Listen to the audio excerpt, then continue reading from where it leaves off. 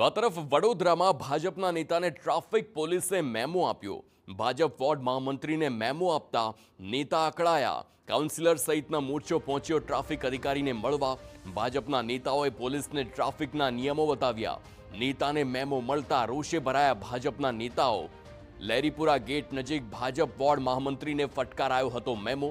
સ્થાનિક કાઉન્સિલર, પૂર્વ કાઉન્સિલર, અન્ય પદાધિકારીઓએ રજૂઆત કરી। સામાન્ય નાગરિકની જેમ મેમો આપતા રોષ ઠાલવવામાં આવ્યો। બેફામ ફરતી રિક્ષાઓ સામે પગલાં ન લેવાતા હોવાનો પણ આક્ષેપ ઉઠ્યો છે।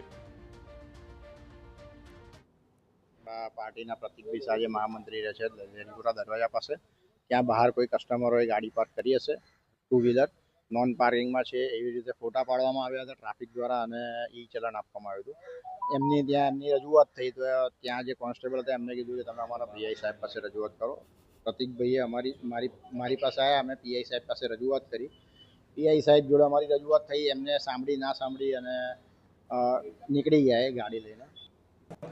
તો સમગ્ર ઘટનાક્રમ જોઈએ તો સોમવારના રોજ ભાજપ વોર્ડના મહામંત્રી પ્રતીક શાહની દુકાન બહાર પડેલા વાહનોનો ટ્રાફિક પોલીસે મેમો ફાડ્યો। ત્યારે તેમણે રોષે ભરાઈ પાણીગેટ તરફના વાહનોનો પણ મેમો ફાડવા કહ્યું હતું। જોકે મહિલા પોલીસ જવાને પીઆઈને રજૂઆત કરવા કહ્યું, જે બાદ પ્રતીક શાહ કાઉન્સિલર સચિન પાટડિયાને લઈ ટ્રાફિક પીઆઈ આહિરને મળવા ગયા હતા, જેમણે ઉદ્ધતાઈથી જવાબ આપ્યાનો પણ આક્ષેપ છે। અને આ જ અંગે તેઓએ રજૂઆત કરવા ટ્રાફિક ડીસીપી પાસે પહોંચ્યા હતા અને ટ્રાફિક પોલીસની ભેદભાવભરી નીતિ સામે પણ રોષ ઠાલવ્યો।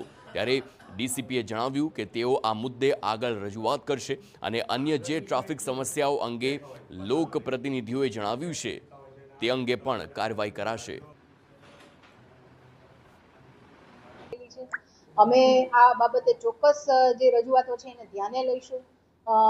વાહન વ્યવહાર અને મતલબ આડેધડ પાર્કિંગના અમે રેગ્યુલર કેસો પણ કરતા હોઈએ છીએ અને રિક્ષા ડિટેન સહિતની અલગ અલગ કાર્યવાહી કરતા જ હોઈએ છીએ।